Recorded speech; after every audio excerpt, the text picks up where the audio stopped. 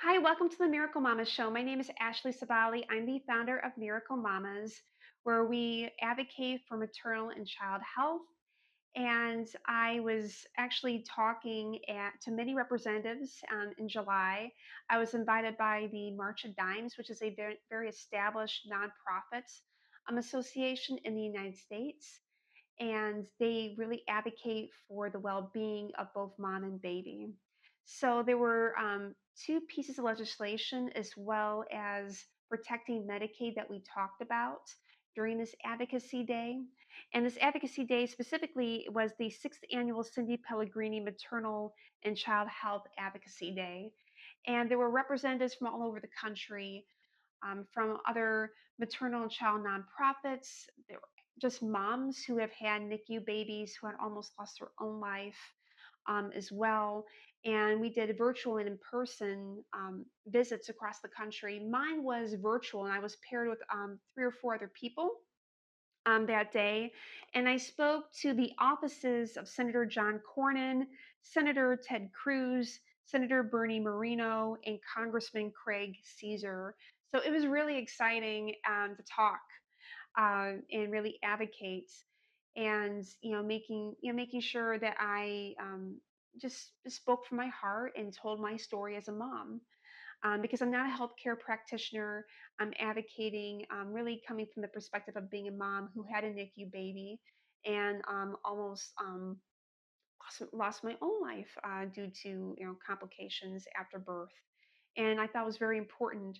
So the two bills that we talked about was the Premium Reauthorization Act, and I do have a video here that I just filmed last week, and I talked a little bit about the Premium Reauthorization Act and my story that really tied to the act.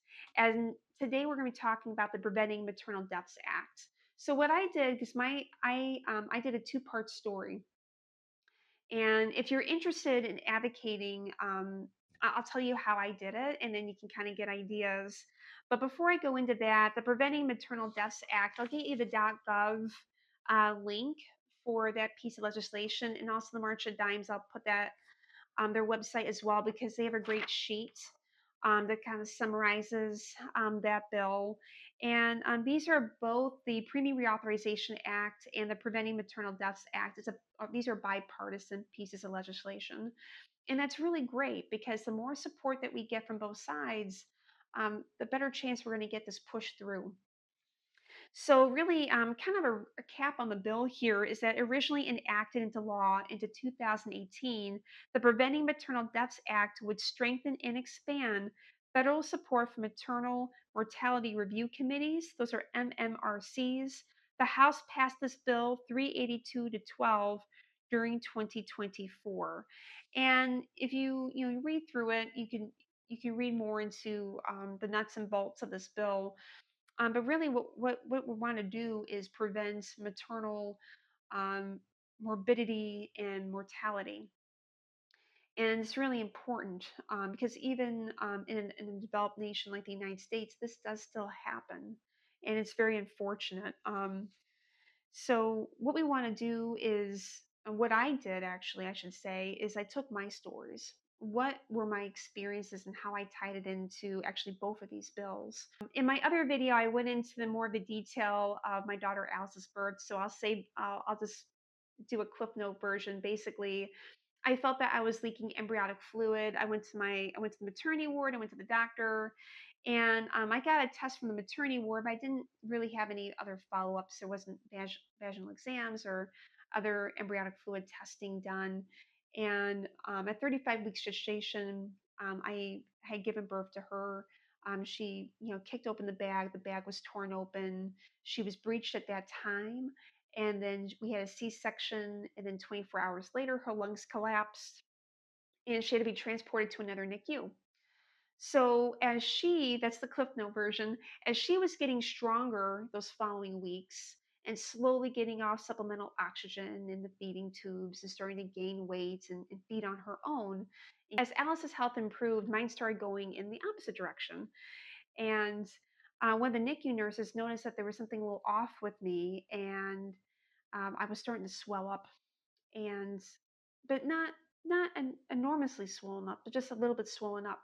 So I went ahead and went to a drugstore. I went to put my arm in one of those blood pressure cuff things. I guess they still exist in some drugstores. And I noticed that my blood pressure was really high. And my blood pressure normally is actually on the very low end.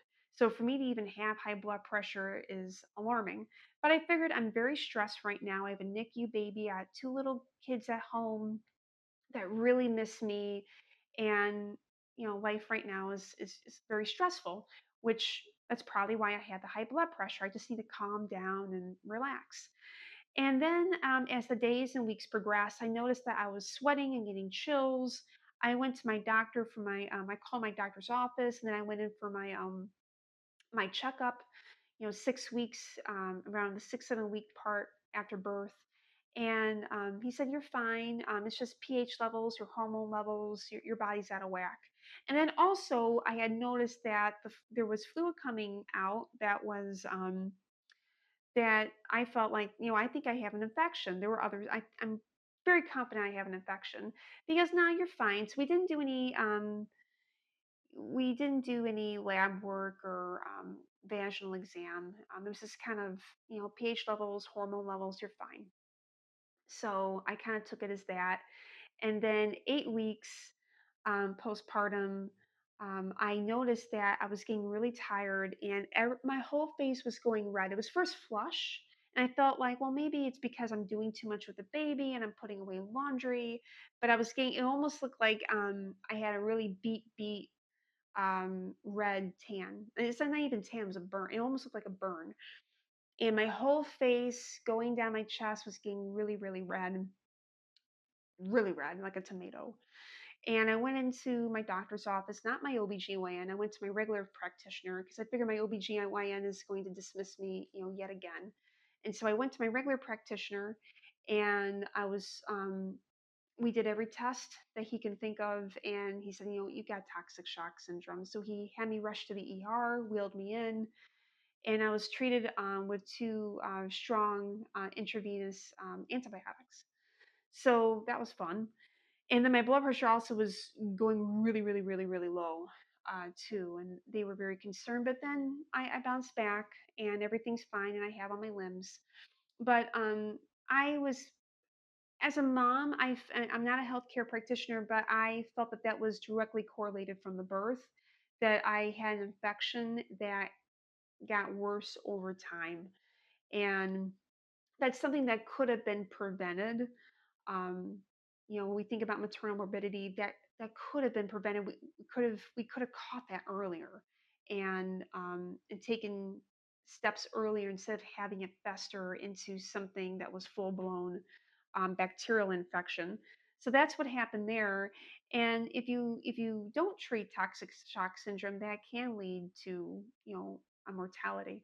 So that's how I tied in my stories for the Premium Reauthorization Act and the Preventing Maternal Deaths Act.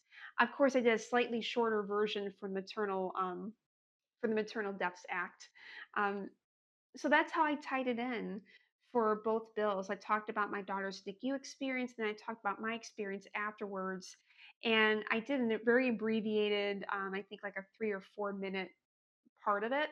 And then I tied it into both bills and then wrapped it up with the dollars and cents conversation of how exponentially high my bills were because of everything that happened with the NICU stay, with the C-section, with me getting treated for toxic shock, versus the bills I received for vaginal deliveries. So it's not only the right thing to do for representatives to support both of these pieces of legislation, but also there is economic factors too.